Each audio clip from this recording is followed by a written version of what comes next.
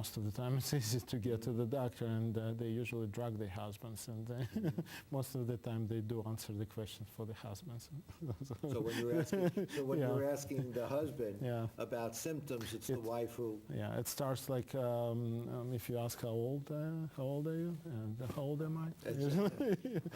Usually it's a question to the wife, but yeah, it's much. But a woman will for come any in by doctor herself, as opposed to many men who are dragged in. I think that it's much easier to deal with women because, for whatever reason, I cannot tell you, but they are less, it's a false sensation of being manly man, not to disclose your pains and aches and so on. But for women, it's probably easier to talk Now, to the them. nutritional requirements are certainly very different for a man and a woman. Do you recommend supplements?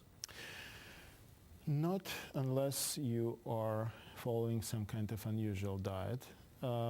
If you're talking about, let's say, multivitamins, it is somewhat beneficial, but there are no studies which show that certain vitamins, except very few, such as, for example, folic acid, improve anything. There are supplements such as calcium and vitamin D, which are extremely important for every woman in postmenopausal age because of the prevention of osteoporosis and fractures. But other than that, if you're not vegetarian or not following any kind of specific diet, special diet, you don't need supplements. You just need a wide variety of foods, healthy food. When do women start noticing the effects of osteoporosis? Or at what age should they start taking supplements to prevent it? The first misconception that the women do notice effect of osteoporosis, that they don't. The first notice of osteoporosis is usually fracture. So if somebody is having aches and pains and pain in the joint, for example, it's a sign of osteoarthritis, not osteoporosis. And people don't feel it. So it's in a way, it's a silent disease, and it gives you terrible complications. It's very important to exercise because in a young age, when there is ability of build good bones still exists, you can increase the bone strength, the bone composition, calcium bone composition to the degree where it doesn't really reach level of osteoporosis in the future. That's what happened with men. Our bones are so strong that only in very, very old age we reach the degree of osteoporosis. So well, now they're noticing that men are now suffering from osteoporosis. That's true, but it, to much lesser degree and to much more advanced age. In women, because they don't reach such a high number of calcium in the bones, they usually start to lose bones immediately after menopause, and within 5 to 10 years they may develop quite significant osteoporosis.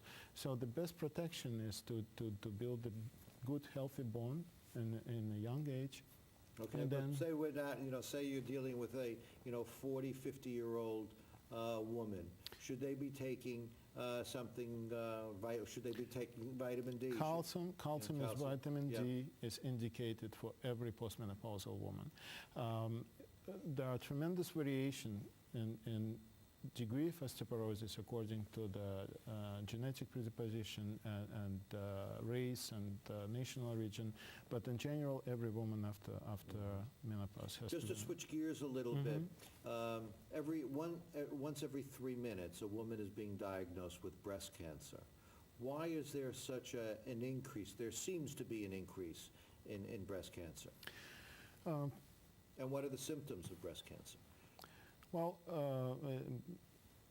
why is there such an increase? We don't know. As you probably know, in Long Island there was a quite significant increase in cases of breast cancer, and for many, many years all kinds of studies were done and it didn't show any kind of connection to either toxin. Yes, they were looking at certain so they didn't find anything.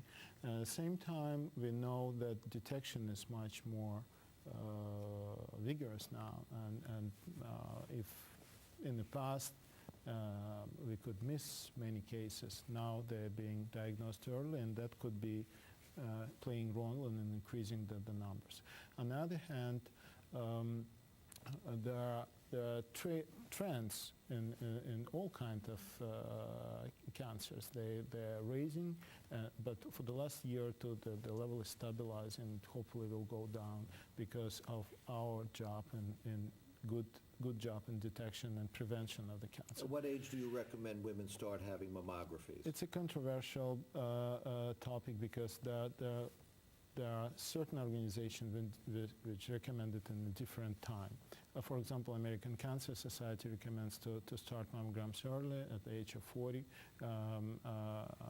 Medicare usually recommends a little bit later, but it also depends on the risk factors. It depends on the genetic predisposition. I personally, for the healthy woman, I would start at 40 with a bi-yearly mammogram, and at 45 is yearly mammogram. As women participate more in sports, have you seen an impact of that on women's health? Of course. Because I know you're involved in sports medicine as well. Of course. Starting with a negative impact, as you know, probably there are many young athletes whose preparation is so demanding, they end up being sick, basically. They develop so-called amenorrhea, but they don't have periods, and the hormonal system of the body suffers, and they become basically they are not able to have kids.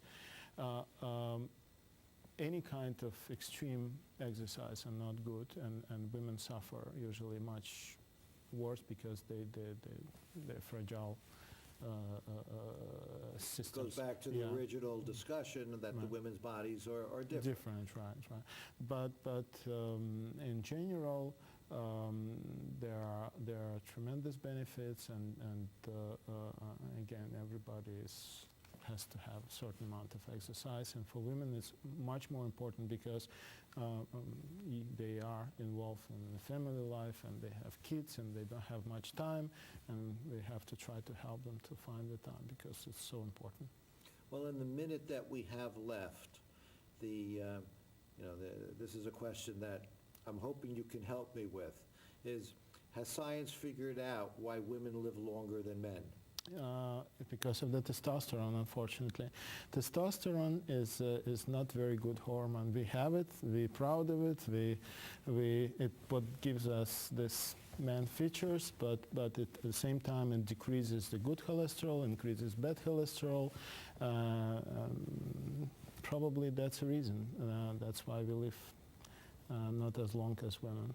And besides that, that was historically men had more connection with making decisions, having so-called A personality, which is connected with a much higher mortality. That certainly has changed a lot. Yeah. So let's hope we'll be close to the lifespan of women. So your recommendation is if you smoke, stop? Absolutely. And make sure that you exercise and eat properly. You have very, very easily modifiable risk factors. You have to start exercise, stop smoking, eat normal food, good food, and then you can prolong your life by 20-30% sometimes. And most importantly, you feel great. You have excellent relationship with your family, and you'll be happy. Okay. Dr. Bilik, I want to thank you very much for joining me today, and I appreciate the time, and thank you for joining me for Women's Health Month. It's my pleasure. Thank you very much. Thank you.